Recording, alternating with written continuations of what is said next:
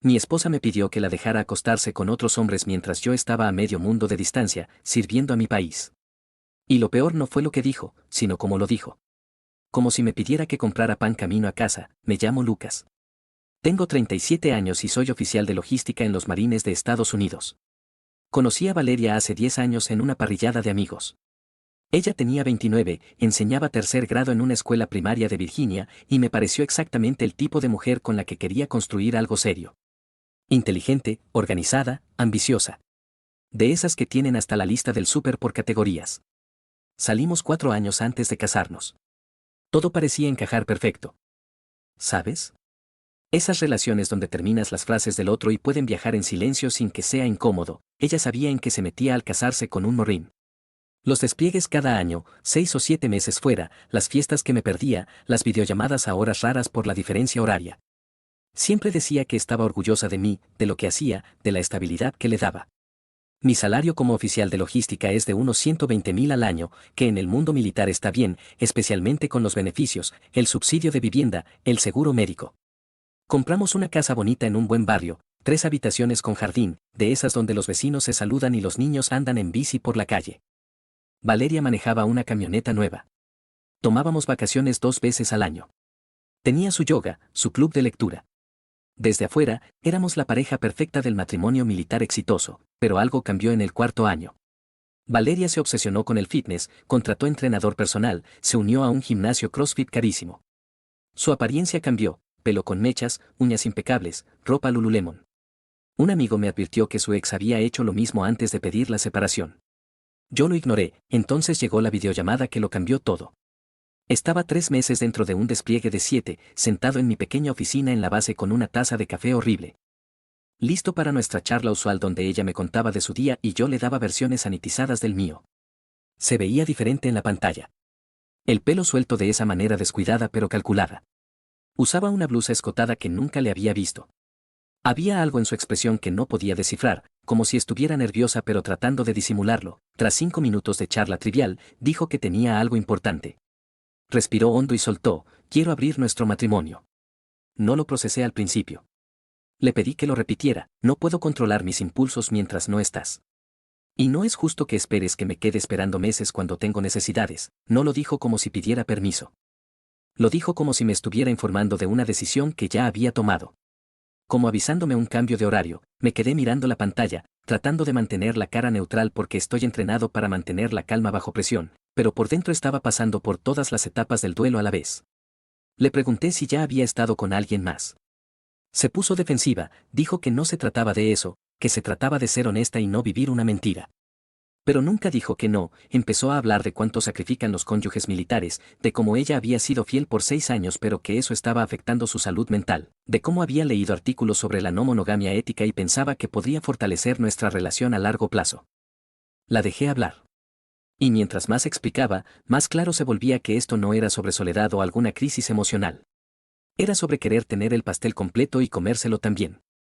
Quería mantener la seguridad financiera, el estatus de esposa de oficial, la casa, la camioneta, el seguro médico, todo. Pero también quería la libertad de hacer lo que quisiera con quien quisiera mientras yo estaba en el extranjero arriesgando mi vida. Le pregunté directamente si entendía lo que estaba pidiendo. Y dijo: no estoy pidiendo, Lucas. Te estoy diciendo que esto es lo que necesito. Y espero que seas lo suficientemente maduro para aceptarlo, esa palabra. Maduro. Como si yo fuera el irrazonable por no querer que mi esposa anduviera por ahí. Sentí esta claridad fría lavarse sobre mí, del tipo que tienes en situaciones de combate cuando todo se ralentiza y ves exactamente qué necesita pasar. Le dije que necesitaba tiempo para pensar. Ella sonrió. Realmente sonrió, como si pensara que había ganado, como si pensara que me daría la vuelta una vez que lo procesara. Dijo que hablaríamos más mañana, me mandó un beso a través de la pantalla y se desconectó. Me quedé sentado tal vez una hora solo mirando la pared. Entonces llamé a mi hermano Diego, le conté todo. Y dijo las palabras que ya sabía eran verdad: o ya está engañándote o ya tiene a alguien en mente. Nadie pide un matrimonio abierto de la nada a menos que ya tenga un plan. Los siguientes días no llamé a Valeria. No le escribí. Solo me quedé en silencio. Y claramente no le gustó porque los mensajes empezaron a inundar, preguntando si estaba bien, diciendo que deberíamos hablar, actuando como si nada hubiera pasado. Usé ese tiempo para pensar, para planear, para contactar a un abogado en casa a través de canales seguros, y para tomar una decisión que sabía explotaría mi matrimonio pero salvaría mi dignidad. Cuando finalmente la llamé 4 días después, ella estaba toda sonrisas otra vez, lista para establecer límites y reglas para lo que seguía llamando nuestro arreglo abierto. La dejé hablar por 5 minutos sólidos sobre cómo navegaríamos esto. Como yo también podría tener libertad si quería, como todo se trataba de confianza y comunicación, entonces la detuve a media frase y dije, aquí está cómo va a funcionar esto. Voy a cortar tu acceso a mis cuentas. Voy a mover mi depósito directo a un banco separado. Y voy a pedir el divorcio el día que regrese a casa. La expresión en su cara fue como si la hubiera abofeteado. Su boca literalmente se abrió y empezó a retractarse inmediatamente, diciendo que estaba exagerando, que estaba siendo controlador, que solo quería honestidad en nuestra relación. Le dije que tendría su libertad, solo que no con mi cheque de pago. Y terminé la llamada. Intentó llamar 6 veces esa noche. No contesté ni una. Cuando finalmente revisé los mensajes a la mañana siguiente, iban desde enojados hasta desesperados hasta manipuladores. Pero ni una sola vez dijo que había cometido un error. Pensó que me doblaría. Pensó que volvería arrastrándome. Pensó que la amenaza de perderme sería menos aterradora que perder su estilo de vida. Pero estaba equivocada en todo. Cuando regresé 2 meses después, lo primero que hice fue rentar un apartamento al otro lado de la ciudad. Nada lujoso, solo un lugar de una habitación con muebles básicos y suficiente distancia de nuestra casa para no encontrarme con Valeria accidentalmente en el súper o la gasolinera. No le dije que había regresado durante los primeros 3 días. Necesitaba tiempo para arreglar las cosas apropiadamente, reunirme con mi abogado cara a cara, asegurar mi situación financiera bien apretada, y prepararme mentalmente para cualquier explosión que viniera. Mi abogado se llamaba Alejandro, exoficial JAG que había visto como 1000 divorcios militares. Cuando le expliqué la situación, ni siquiera se veía sorprendido. Solo asintió y dijo que teníamos un caso sólido por abandono de responsabilidades maritales y que las leyes de Virginia funcionarían a mi favor ya que ella había admitido esencialmente querer relaciones extramaritales. Presentamos los papeles esa misma semana.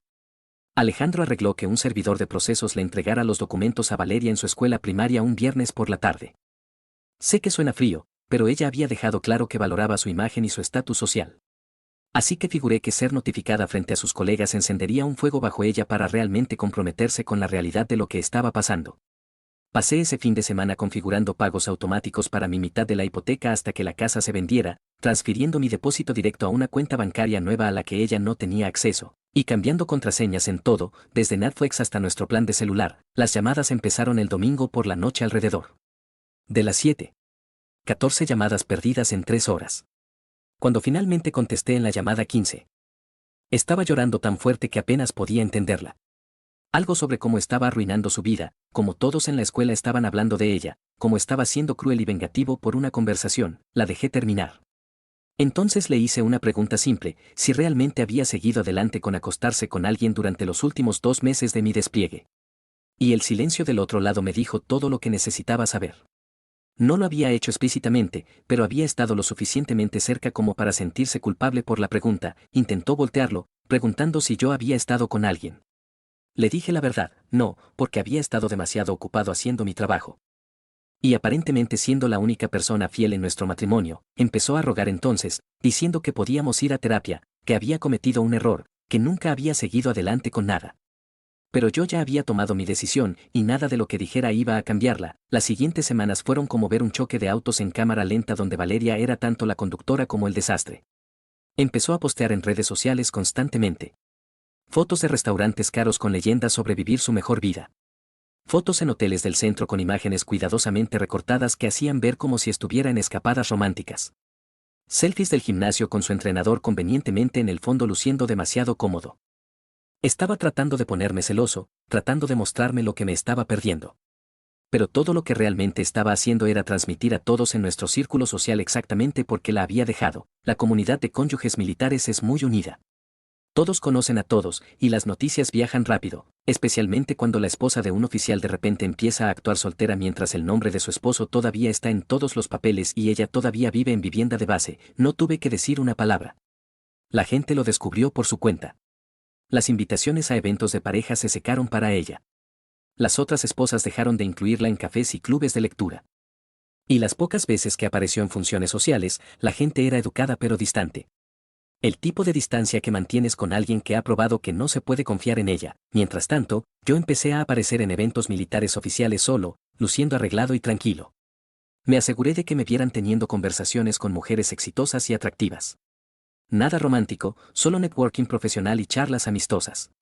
Pero la óptica era clara, estaba siguiendo adelante y estaba bien. Posteé un par de fotos de una conferencia de trabajo donde casualmente estaba sentado junto a una colega oficial de logística que era inteligente, talentosa y lucía genial en su uniforme de gala. No puse ningún comentario dramático, solo etiqueté el evento y la ubicación. Pero sabía que Valeria lo vería porque en ese punto mis redes sociales todavía eran públicas y sabía que la comería por dentro, unas 6 semanas después de que los papeles fueron entregados. Valeria empezó a escribirme a horas raras, generalmente después de las 10 de la noche. Los mensajes eran una mezcla salvaje de ira y desesperación. Una noche me decía que era un cobarde por no pelear por nuestro matrimonio. La siguiente noche mandaba párrafos sobre cuánto me extrañaba y cómo podíamos hacer que funcionara si solo le daba otra oportunidad. Empezó a hacer preguntas sobre la mujer de la foto de la conferencia. Si estaba viendo a alguien, si había seguido adelante tan rápido. Me di cuenta de que había construido esta fantasía completa en su cabeza donde yo estaría esperando mientras ella exploraba sus opciones. Y ahora que no estaba jugando ese rol, no sabía cómo manejarlo, la ironía era casi graciosa. Había querido un matrimonio abierto para poder tener libertad y seguridad al mismo tiempo. Pero lo que realmente había hecho era abrir la puerta para que yo saliera completamente. Y ahora ella era la que se sentía abandonada, no me comprometí con la mayoría de sus mensajes. Respondía a cosas logísticas sobre la casa y las finanzas, pero ignoraba toda la manipulación emocional. Y eso parecía hacerla más frenética, empezó a llamar a mis padres, a Diego, incluso a mis amigos de la unidad, tratando de que alguien me hiciera entrar en razón, de convencerme de que estaba tirando un buen matrimonio por un malentendido. Mi familia cerró eso inmediatamente. Mi mamá le dijo directamente que pedirle permiso a tu esposo desplegado para engañar no era un malentendido, era una traición. Y Diego aparentemente le dijo que debería estar agradecida de que yo estuviera manejando esto a través de abogados en lugar de hacerlo más feo de lo necesario. Entonces llegó la noche en que apareció en mi apartamento sin avisar. Escuché el golpe alrededor de las 8 y miré por la mirilla para ver a Valeria parada ahí en jeans y una sudadera grande. Sin maquillaje, pelo en un moño despeinado, luciendo más como la mujer con la que me había casado que la versión de Instagram que había estado presentando al mundo. Pensé en no contestar, pero abrí la puerta y me quedé en el umbral. No la invité a pasar, solo esperé a que dijera lo que había venido a decir. Empezó a llorar inmediatamente. Me dijo que había cometido un error terrible, que había sido egoísta y estúpida, que toda la cosa del matrimonio abierto era porque se sentía descuidada y quería atención, no porque realmente quisiera estar con otras personas. Dijo que todas sus amigas se habían volteado contra ella, que la gente en la escuela la trataba diferente, que se sentía completamente sola, y necesitaba que yo entendiera que nunca quiso lastimarme. Me quedé ahí escuchando y no sentí nada. Ni enojo, ni tristeza, solo esta certeza hueca de que habíamos terminado. Le dije que había hecho su elección cuando decidió que sus impulsos eran más importantes que nuestros votos, y que no estaba interesado en ser su red de seguridad ahora que su fantasía no había funcionado como lo había planeado. Agarró mi brazo y preguntó qué se suponía que hiciera, cómo se suponía que siguiera adelante. Me solté y dije, averígualo de la misma forma en que planeabas averiguar tu matrimonio abierto sin mí. Se quedó ahí mirándome como si no pudiera creer que estaba hablando en serio. Y entonces preguntó si había alguien más, si por eso estaba siendo tan frío. Le dije la verdad. No había nadie más. Solo había autorrespeto y una negativa a ser tratado como una cuenta bancaria con beneficios. Y eso pareció romper algo en ella porque empezó a gritar, llamándome controlador y sin corazón, diciendo que la había engañado al pretender pensar en su propuesta cuando ya había decidido irme. La dejé terminar. Entonces retrocedí dentro de mi apartamento y cerré la puerta. La escuché parada en el pasillo llorando por buenos 5 minutos antes de que finalmente se fuera. Los papeles fueron presentados. Su abogado pidió manutención conyugal, pero mi abogado presentó evidencia de su abandono y sus publicaciones en redes sociales. Llegamos a un acuerdo limpio, mitad del valor de la casa, cada uno con sus vehículos. Sin pagos continuos, sin ataduras, no quería su dinero y no quería estar atado a ella por años a través de pagos de pensión. Solo quería salir. La casa se vendió rápido. Cada uno recibió $73,000. Yo compré una casa adosada cerca de la base. Valeria se mudó a un apartamento barato. Su estilo de vida caro se evaporó con un salario de maestra. El divorcio fue finalizado una mañana fría de febrero, unos 5 meses después de que presenté los papeles por primera vez. Lo cual en Virginia es realmente bastante rápido para un divorcio contestado, aunque para el final Sharon ya no estaba realmente contestando mucho de nada. Nos paramos en esa sala de corte con nuestros abogados. El juez repasó las preguntas estándar sobre diferencias irreconciliables y división de activos. Y en 20 minutos, se acabó. Así no más. 10 años juntos disueltos en menos tiempo del que toma ver una comedia de situación. Valeria se veía más pequeña de alguna manera, usando un vestido negro simple en lugar de sus atuendos usualmente cuidadosamente curados. Sin maquillaje, pelo recogido en una cola simple. Y cuando el juez nos declaró legalmente divorciados, no lloró ni hizo una escena. Solo miró al piso y asintió. Sentí un sentido raro de alivio mezclado con algo que no podía nombrar del todo. No tristeza exactamente. Más como cerrar un libro en el que ya habías perdido interés a mitad de camino. Salimos de la corte por separado. Ella fue a la izquierda hacia el estacionamiento y yo fui a la derecha hacia la calle. Y esa fue la última vez que la vi en persona. La casa se vendió 2 semanas después por un poco más del precio de lista, lo cual fue suerte considerando que el mercado había estado impredecible. Después de que la hipoteca fue pagada y dividimos lo que quedaba, Valeria recibió unos 73,000 y yo recibí lo mismo. Inmediatamente puse el mío hacia el pago inicial de una pequeña casa adosada más cerca de la base. 2 habitaciones, un baño, nada lujoso, pero era mía y solo mía. Sin historia compartida, sin argumentos sobre colores de pintura o colocación de muebles. Solo energía de pizarra limpia. Escuché a través de amigos mutuos que Valeria se mudó del cuarto de huéspedes de su amiga del yoga a un apartamento más barato en el lado este de la ciudad.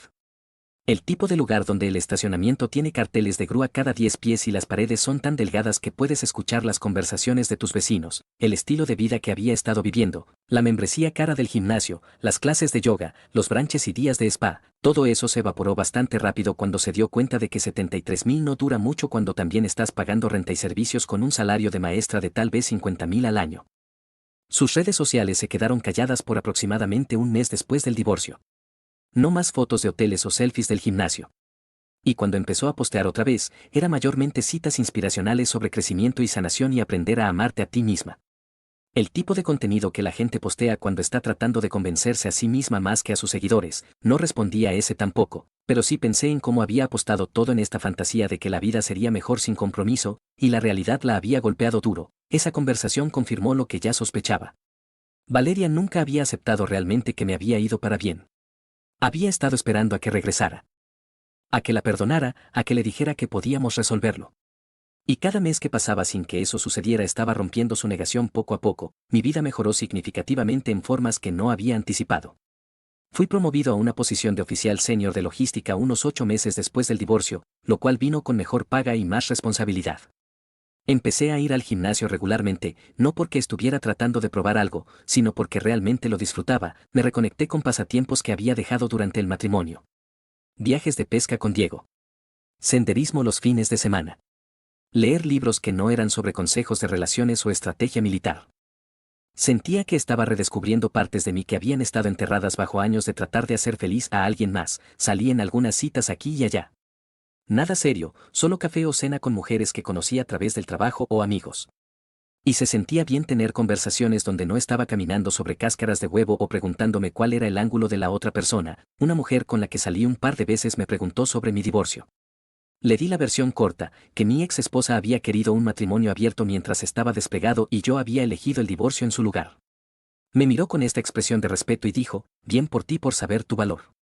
Y esa simple validación de alguien que apenas me conocía se sintió más genuina que cualquier cosa que Valeria hubiera dicho en los últimos 2 años de nuestro matrimonio. La pieza final de cierre llegó casi un año después del divorcio cuando recibí una carta por correo. Carta física real con la letra de Valeria en el sobre, reenviada de la dirección de nuestra vieja casa a mi casa adosada a través del redireccionamiento del servicio postal que había configurado. Casi la tiré sin abrirla, pero la curiosidad continúe 5:19 p.m. ganó. Dentro había 3 páginas de disculpa escrita a mano. Hablando de terapia que había empezado. Realizaciones que había tenido sobre su comportamiento. Reconocimiento de que me había tratado como un recurso en lugar de como una pareja. Y una solicitud, no de reconciliación, sino de perdón, para que pudiera seguir adelante sin el peso de la culpa. La leí 2 veces. Entonces la puse en un cajón y seguí con mi día. Me di cuenta de que no sentía enojo ni satisfacción ni siquiera lástima. Solo sentí nada. Y ahí fue cuando supe que realmente había terminado, pero entonces algo cambió. Mi hermana Sofía vino a visitarme un domingo. Sofía siempre había sido la persona más directa de la familia, sin filtros, sin pelos en la lengua. Lucas, me dijo mientras tomábamos café en mi sala, ¿qué estás haciendo realmente con tu vida ahora? La miré confundido. ¿A qué te refieres? Estoy bien. Tengo mi casa, mi trabajo, estoy siguiendo adelante. No, dijo Sofía, estás existiendo. Hay una diferencia. Se inclinó hacia adelante. Mira, entiendo que Valeria te lastimó. Pero ella sigue controlándote, ¿no lo ves? Sigues tomando decisiones basadas en lo que ella hizo, en lo que ella quería. Sigues siendo reactivo a ella. Sus palabras me golpearon más fuerte de lo que esperaba. ¿Cuándo vas a tener el control de verdad, Lucas? No el control de tus cuentas bancarias o tu casa. El control de tu felicidad. Me quedé callado por un largo rato. Porque tenía razón. Había pasado tanto tiempo siendo la víctima. Siendo el tipo que hizo lo correcto, siendo el hombre que se defendió, que había olvidado cómo simplemente ser yo mismo. ¿Qué debería hacer? Le pregunté finalmente. Sofía sonrió. Una sonrisa peligrosa que reconocí de cuando éramos niños y ella estaba a punto de meterme en problemas. Déjale saber que realmente seguiste adelante. No con palabras. Con acciones. Vive tan bien que se arrepienta cada día de haberte dejado ir. Pero no por venganza. Por ti, esa conversación me cambió. Dejé de monitorear si Valeria estaba mirando mis redes sociales. Dejé de preocuparme por quién me había visto con quién. Empecé a vivir de verdad. Tomé ese viaje a Costa Rica que siempre había querido hacer. Aprendí a surfear. Conocí a una mujer increíble llamada Mariana en un bar de playa, una artista de San José con una risa que iluminaba habitaciones enteras. No fue amor inmediato, pero fue real. Fue presente. Fue honesto. Mariana no sabía nada sobre Valeria al principio. Solo sabía que era un tipo que hacía bromas malas sobre las olas, que cocinaba un arroz con pollo decente y que la miraba como si fuera la única persona en el mundo cuando hablaba. Cuando eventualmente le conté sobre el divorcio, se encogió de hombros. Todos tenemos pasados, Lucas. Lo que importa es que estés aquí ahora, conmigo, eligiendo esto, y ese fue el momento. Ese fue cuando realmente dejé ir todo. Un año después, Sofía me llamó riéndose. ¿Adivina quién me contactó en Facebook? No, dije, pero ya sabía, Valeria. Quería saber cómo estabas. Le dije que estabas viviendo en Costa Rica parte del tiempo, feliz, posiblemente enamorado. Debiste ver la cara que puso virtualmente. No sentí satisfacción. No sentí venganza. Solo sentí paz. Sofía, le dije, gracias. ¿Por qué? Por recordarme que la mejor venganza no es hacer sufrir a alguien. Es ser tan feliz que ya no importa si sufren o no. Valeria había querido un matrimonio abierto. Había querido tenerlo todo. En cambio, había abierto la puerta a un futuro donde yo descubrí quién era realmente sin ella. Y ese futuro resultó ser exactamente lo que necesitaba, no para lastimarla, sino para sanarme. ¿Fue Lucas demasiado duro al cortar todo acceso financiero inmediatamente, o hizo exactamente lo correcto? Si estuvieras en su lugar, ¿habrías dado una segunda oportunidad después de las lágrimas y las disculpas, o habrías hecho lo mismo que él? ¿Crees que Valeria realmente amó a Lucas alguna vez, o solo amó la seguridad que él le daba? No olvides suscribirte al canal Traición del Reddit y activar las notificaciones. Gracias por ver, la moraleja de la historia. Y sí, dolerá. Te sentirás solo. Cuestionarás tu decisión. Pero ese dolor es temporal. Lo que es permanente es la destrucción de tu autoestima si te quedas donde no te valoran. Recuerda, no necesitas el permiso de nadie para defender tu dignidad. No necesitas que la otra persona entienda por qué te vas. Y definitivamente no necesitas quedarte para demostrar nada. Al final, la vida te recompensa no por lo que soportas, sino por lo que tienes el coraje de rechazar. No es el más fuerte el que sobrevive, sino el que sabe cuándo soltar lo que lo está hundiendo.